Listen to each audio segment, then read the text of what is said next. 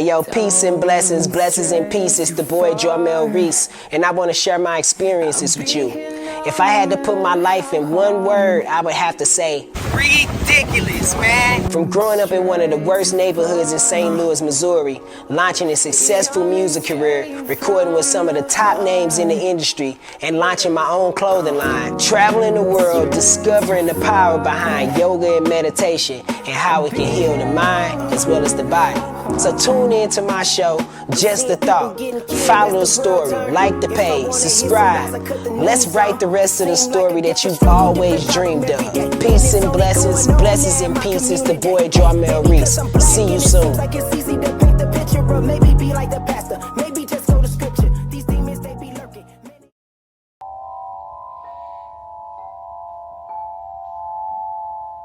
Point number 1. Sound healing is one of the most quickest and efficient means to synchronize both left and right hemispheres, effectively allowing your little ones or you to tap into their creativity, to balance, and to their genius. We got a very special guest, a living food chef, quantum self-mastery coach, holistic engineer, and co-founder of Supreme Essence. Yes, sir. Supreme. Yes. How you doing, baby? I'm good, man. I'm good. All things considered, man, I'm glad to be here with you and breaking bread and building. You know how we do. No doubt, man. I really appreciate you being able to be here for us today, man, for real. For sure. Yeah, man. And then for a lot of people don't know your story, you know what I'm saying, and what it is that you do. What is a living food chef? For sure. So a living food chef is basically a culinary artist that uses raw food, raw vegetables, fruits, nuts, and seeds as their vehicle and medium of expression.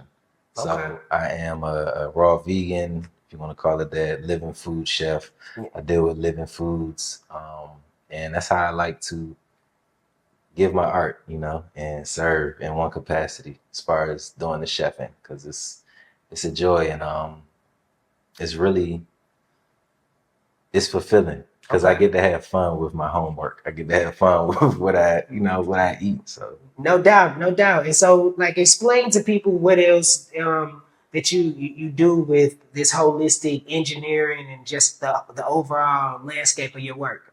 Got you. So the businesses really have like two limbs to it. So it's the detoxification and the living food chef piece, you know, where we have clients that do certifications. We got clients that we prepare food for and do events for and stuff like that. Yeah. And then we also certify people to become raw food chefs or living food chefs as well. The quantum self-mastery coaching and the holistic engineer piece is the fact that I look at myself like an engineer, right? I look at myself as somebody that has an architectural mind. I think in system theory and just what needs to be in place. How can I create the right conditions for the system to be optimized? In a nutshell, born and raised in the DMV, and, you know, I grew up here, and like a lot of us, found myself on the wrong side of the law because of, you know, just growing up and trying to adjust to society. It makes sense to be with your friends more so than listen to your parents. Yeah. You know, in my youthful ignorance, I thought that, right? And so, you know, just being outside, you know, jumping off the porch and hanging with friends and other people like around the neighborhood and different neighborhoods, found myself on the wrong side of the law, you know, and getting jammed up when I was about 15, right? And when you say jammed up, what you mean by jammed up? So basically locked up, arrested, and then sent to juvenile detention. Yeah. Yeah. How was that for you? Honestly, it was a bit surreal and gritty and transformative. And also, oddly enough, healing in retrospect. Explain. Right. So essentially, you know, when I went in that jump, it was probably what you think it was. You know what I'm saying? Yeah. Definitely was people in that joint wrecking and fighting, you know what I'm saying? Not like it was like on some everyday type stuff and people was getting, you know, like stabbed up. that happened, right? Occasionally. But what something interesting that I noticed is that there was like a sense of brotherhood within the midst of that struggle. Mm-hmm. And through that brotherhood, like even though like I definitely was like hurt to the core because I want my freedom. You know what I'm saying? It's Yeah. something about cell walls and bars and not being able to like just go breathe fresh air when you want to. You know what I'm saying? Yeah. That's like it's a pressure inside your psyche. You know what I'm saying? And I Yeah. think it does this thing where it kind of like drives you a little bit crazy over time. And so you kind of have to transform and adapt, make an intention or a commitment to like, yo, I can't be this, my situation where I'm at. I have to come from a higher level. And so I'd say like it pressurized my system and oddly enough supported me with this like kind of brotherhood dynamic because in that junk, you know, you make friends, you meet people Yeah. from different areas and y'all blend, you know what I'm saying? Like Yeah. on what type of go-go music you was listening to back in the day and who your peoples is, like where you be at, what you do, why you in there, you know what I'm saying? Did you got the plug on some shit, like, you know what I'm saying? Right, right. It's a whole system. Yeah. Within that system, I kind of found myself as somebody who like, you know what I'm saying, definitely was like on the Quran and the Bible. So I've been that junk reading different shit from the Quran and the Bible that resonate with me. You know what I'm saying? I might have 1, 2 homeboys with me. And then I just be in this position where niggas will be like, hey, what you saying again about that shit? And then it'd be like, boom, boom, boom. That's what that shit said. That's what this shit said. And then I remember in that joint finding the first book that actually kind of like awoke in my mind was Elijah Muhammad's How to Eat to Live. You know what I'm saying? Yeah. Because that joint was in there. You know what I'm saying? Okay. Okay.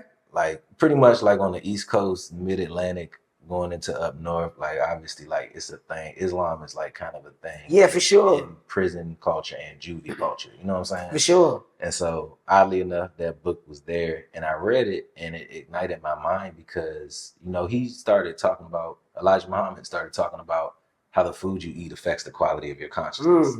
And so when I came home, I was on house arrest, and I remember something just brought my attention downstairs to this bookcase that used to be down here. My father used to have a bookcase with a lot of different books. And so when I came back home, that was the first time that I actually developed the interest and thirst to actually like understand the world around me and read and learn. And so the 2 books that he had that caught my attention was he had one book called Philosophy for Every Man. And so inside that book, it literally was kind of like laying out different spiritual traditions and religions around the world. So it talked about Buddhism, what's the core philosophy. It talked about Sufism as a mystical dimension of Islam. It talked about the Kabbalah. It talked about Gnosticism. It talked about, you know, that mystic tradition of Christianity and exoteric Christianity and exoteric Islam. And it just started breaking down just different traditions. And so I started to see that like, yo, there's like a common thread to all of this stuff. So let me ask you this. So before this, what kind of like background were you taking on before you were seeing this book and you know what I mean? Was it any what was my viewpoint? Yeah. So I didn't have a viewpoint. I could say that looking back, like, you know, even, you know, though I had got jammed up and found myself in there, like everything happens for a reason. I wasn't like, you know, I wasn't like a whole terrorizing these streets. Like I just was doing stuff just cause, you know what I'm saying? My homeboys and people was doing it, right? And so my mindset was already like I naturally was like somebody that was like a giver and I want people to like not fight and be on no bullshit or stuff like that. You know what I'm saying? I grew up Christian, right? And so that was a part of my upbringing. You know what I'm saying? My mom definitely used to bring me into church. And I can say that I enjoyed the feeling of being together in community. And kind of like lifting our hearts to God. And that gesture. You know what I'm saying? So that kind of always resonated with me. But as I was starting to like read books and stuff like that, I realized that I didn't have a mind about what any of that was. It was kind of like information that was on autopilot. Like, what do you mean? I go to church like once every 3 weeks or something like that. But you just like the camaraderie of it. Yeah. You didn't have an opinion about it. You just was like, this is it. Yeah. So that's how I grew up. You know, there wasn't really too much like teachings of none of that history, spiritual, none of that type of stuff.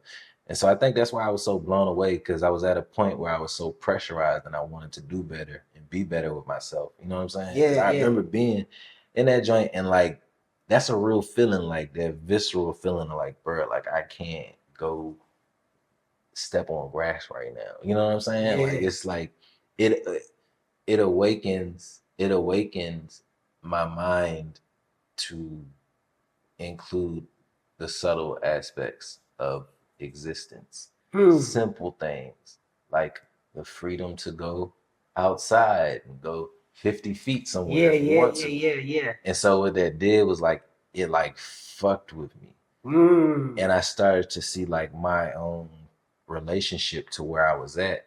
And I was like, I'm not like these niggas. You know what I'm saying? You had an epiphany. I had an epiphany. And it wasn't like I'm not like everybody here. It was more like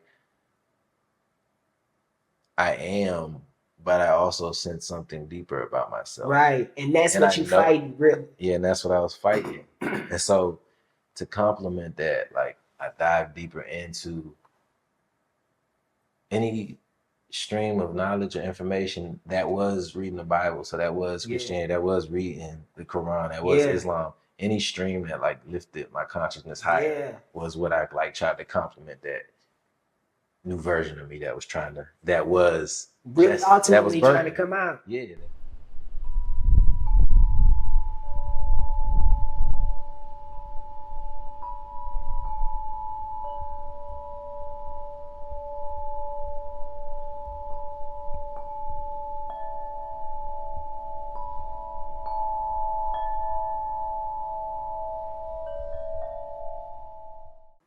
And that's a very young age, right? Like, so you were battling, going through those things or whatever. You know what I'm saying? And just even for your parents, how was that hard for them? Was it hard for them to be able to deal with you with that going on? Yeah. So my mom got a reputation around this joint for being she had a reputation for being a mom that crashed parties, and like she be the one, bro. Yeah. That like be like, she'll roll up to the park. I remember one time, bro, it was like 9th grade and shit, just to give you an idea, like how my Dukes used to get down. It was like the beginning. No, it was the day before the beginning of school, right? So I'm down bottom, like it's like 3 neighborhoods going down a hill out there. And so we call it down bottom. I'm down bottom with my homeboys sitting on the porch and shit. It's like 6 in the evening. I'm chilling with my man, his 2 brothers, and I see my mom in a red car with the windows down. And so everybody know my mom, if I fuck up, like she get the cussing, she yelling loud. In front of everybody, right? Yeah. She got the wig. You know what I'm saying? And so she rolling down the street. She pull around the neighborhood to me. She pull in the neighborhood. We looking at her. She looking at me, and she like, Stevan, ass in the car, school night. And then she roll up out front and she like, get your ass in the car. And so I get in the car, and then I come back to school the next day, and then my homeboys all in the hallway like, Stevan, get your ass, get your black ass in the car. So like, yeah, bro, she used to crash parties and shit. Be like, she'll roll up to a party and be like, I don't know why y'all got this nigga out here partying, trying to like sneak out and shit. He's failing science. He's failing math. You know what I'm saying? But that's how she was. But you know, to be real about it, she was doing the best with what she had. My father died when I was 5 years old, and so you know, she had me and my brother. Yeah. And me and my brother are both adopted.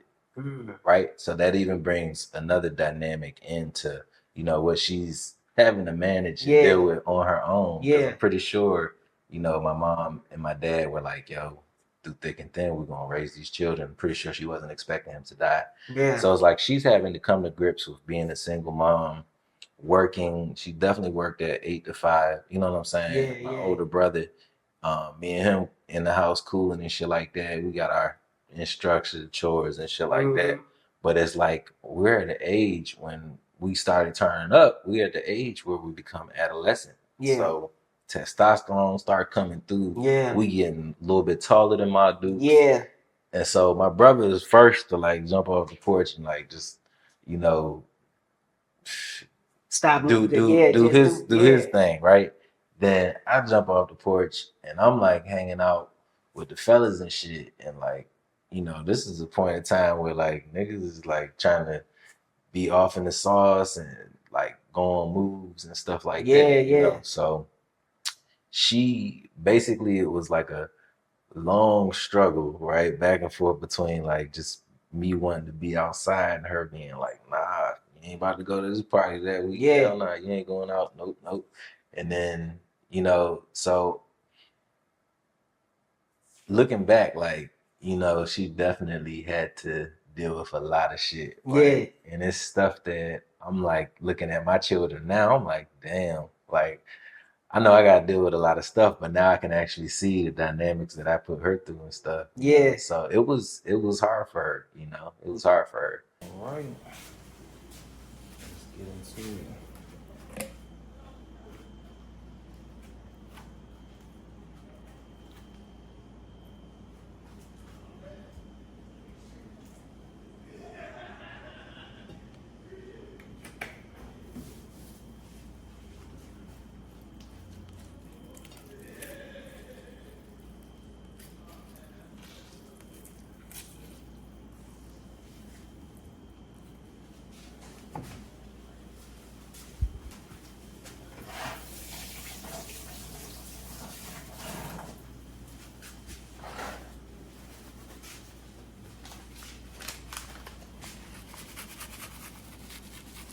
What is that?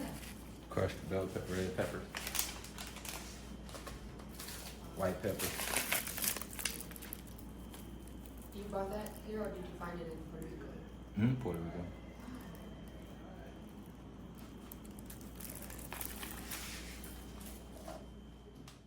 You basically done transformed from this guy that then got arrested to a guy that's into breathing and techniques. Like that, into college now. Yeah. Like this is like, you know what I'm saying? That's what I'm. Yeah. Yeah. Like so it's so, all right. So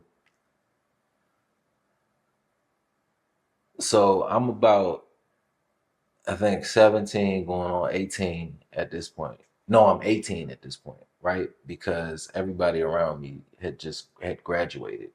And like, long story short, I ended up getting my GED in juvenile detention. Right? Okay. So when I got out of that joint and off of house arrest and kind of got back into like, you know, getting a little job out here and stuff like that, I had developed that thirst because I was reading those books and stuff like that. And I remember, you know, in the neighborhood, like hitting up my boy Dan. And so I hit up Dan because Dan was somebody in the neighborhood that like went to college. You know what I'm saying? And he was already, I think, because he was like 1 year older than me. He was already at the tail end of his freshman year. Okay. And I'm like, bro, I done learned so much stuff about like Black people and our culture and like spirituality and stuff like that. And he like, hey man, you know, Dan the Stoner. He like, hey man, you know, man, you might want to come to HBCU, bro. He said, I'm over here at Hampton, bro. Like, it's nice out here. Then I think he told me that I think he stopped. I don't know. However it worked, he had been at Hampton and then Florida A&M for about a year. So he was telling me about that jump.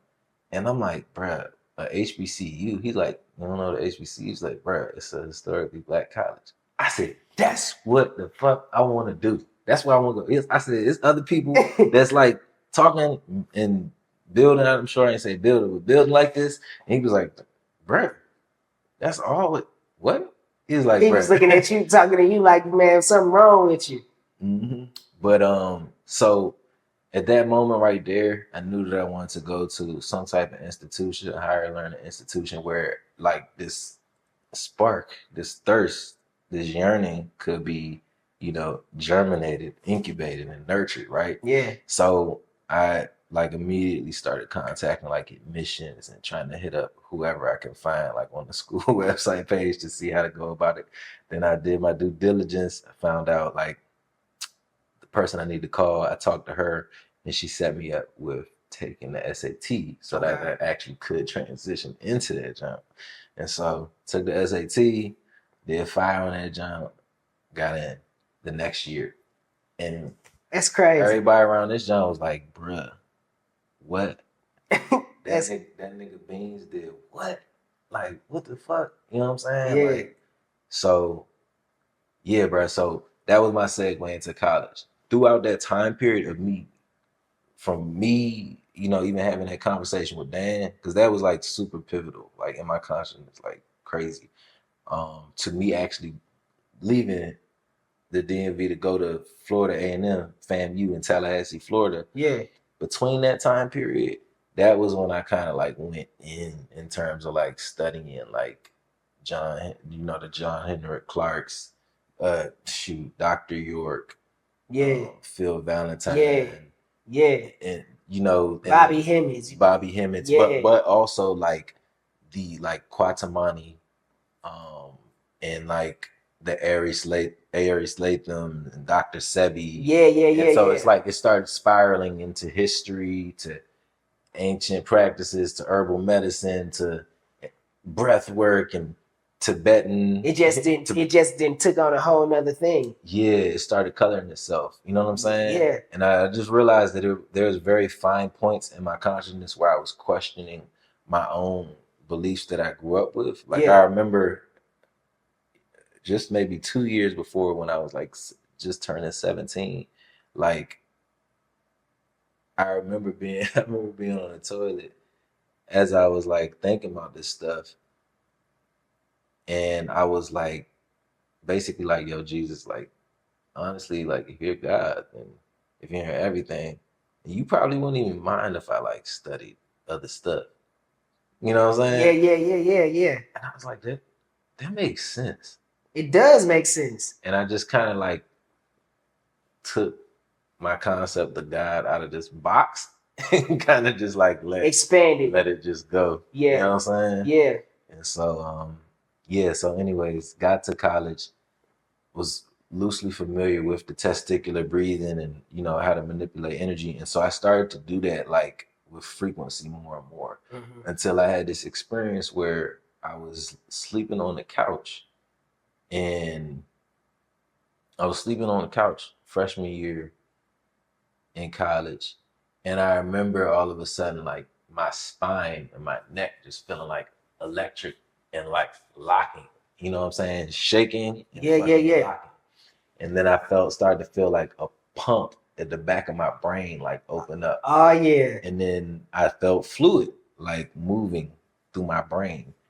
And as I'm feeling this, I'm like also ascending, and I look at myself, and I'm over here like fully laid out, having this experience, and I'm looking at myself like, yo, what?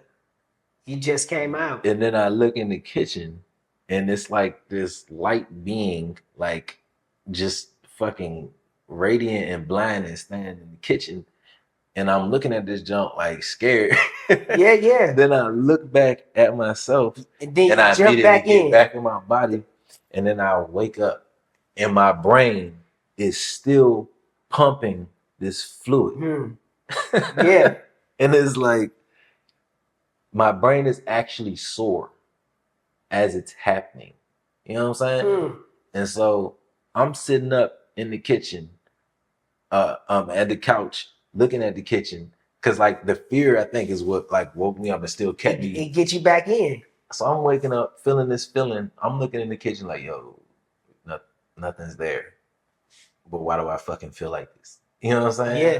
Yeah. And you know, days after, weeks after, I started to like kind of look up more information about spiritual Kundalini experiences and whatever I was calling it then and there. You see what I'm saying? Yeah.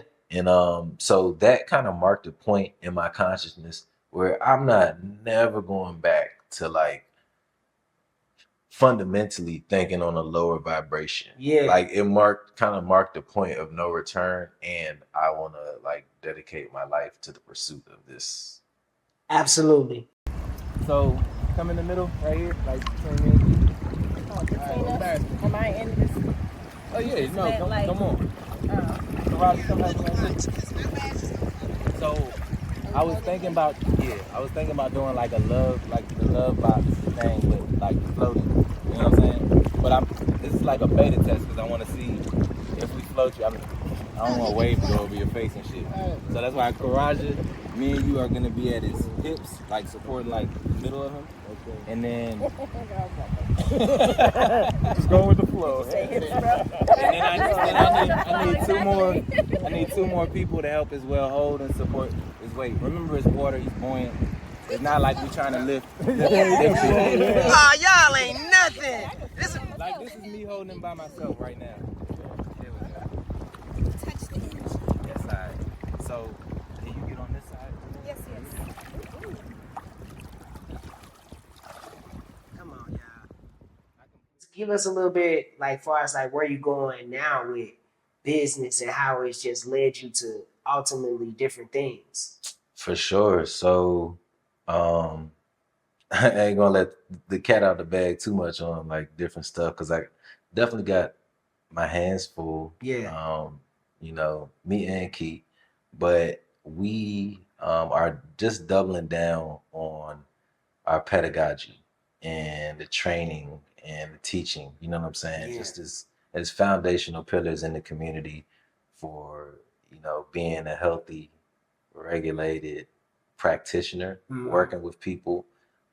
Also doubling down on like just the raw vegan living food chefing certification. And we're really just looking at just ways to connect to the community deeper. You know what I'm saying? Yeah. So we're really you know, been in talks and just having all these strategies about how we're actually gonna like create a bigger community and just be a little bit more connected, because there's so much stuff that we want to do that we found it hard previously to show up as, because it's like it's almost like having the saying of like being a jack of all trades but a master of none. Yeah. But we've kind of been having the inverse realization, like, damn, we do kind of cover like, and as far as our business, like we cover like a wide range of topics. You know what I'm saying? Yeah. From childbirth to family dynamics to relationships dynamics to detoxification to trauma resolution to, oh my God, Man. to dream yoga, to it's like to sound healing. And these are all things that, you know what I'm saying, her or me have a level of expertise and depth in. So we're really at this period of time where we have ease, we have the ability to like kind of like not sit back, but like we have the ability now to sit back from being, you know what they say, booked and busy and shit like that. And we're just enjoying the space of like creating from a balanced and a regulated place. So we got a lot of stuff planned. More fire retreats, new popping fire retreats, books, newsletters, you know what I'm saying? Cutting edge information. No mean to cut you out, man, but look, that book, if you don't got those books, you know what I'm saying? Like those books, them books are fire. I'm gonna be leaving the link inside of here so you can be able to get one of those books, you know what I'm saying? And I'll be leaving stuff on the pages, bro. This book, man, fire. When I talk about, man, this dude made some of the best food ever, man. Like I'm talking about ever, man. Like, you know, I would have never knew you came from the beginnings from there to where you at. Because when I met you, I'm like, this dude's kids are meditating. Yes, sir. Yeah. It's homeschooling these kids. Like, he's eating good. I'm like, dude, what's going on? Like, what is this? You know what I mean? It was it would seem to people that you like so picture perfect. You feel me? Yeah. But I know you, and you know what I'm saying? That's the furthest thing from the truth, right? And so, you know what I'm saying, man? Well, how are you, like, you know, how would you want people to inspire somebody being the next you? Like, you know, hey man, look, that road you going down, bro, that might not be it. It's a little bit more that you could be applying to yourself. What would you want to be able to say to the future you? Just keep following your intuition, you know, and what you want to be doesn't have to look like what you see. Like it doesn't have to look like that at all. You know, we're put here in the Lord's garden to express our uniqueness and to be, you know, loyal to that because that's what God gave us. You know what I'm saying? And so no matter who you're around, if they are not igniting your flame of curiosity and igniting the flame of healthy obsession in your craft and your service, then just don't pay attention. But forward moving, just follow your curiosity. I believe that's where like our perfect blueprint of health lies at, where our curiosity is. Because where your curiosity is, your mind is. Where your mind is, your soul is. Where your soul is, you are. And so you're always going to be in this process of becoming what you're curious about. And if you can create conditions around that curiosity to what you feel your sacred purpose is, or how you end up feeling sacred or divine, and you create a sacred business around your sacred purpose, and don't let your service to that truth be interrupted. Man, with that being said, that's gonna conclude another week of Just a Thought. But man, let me tell you something, man. This dude gonna come back with us. And hey man, I want you to come back and start doing some hosting with me too, man. Okay. That'd be cool. Yeah. You know what I'm saying? Coming in talking, you know what I mean? Give y'all some good words, you know what I'm talking about? Until another week, I'll see y'all next week. Peace and blessings and peace. It's the boy Jarmel Reese. See y'all next week.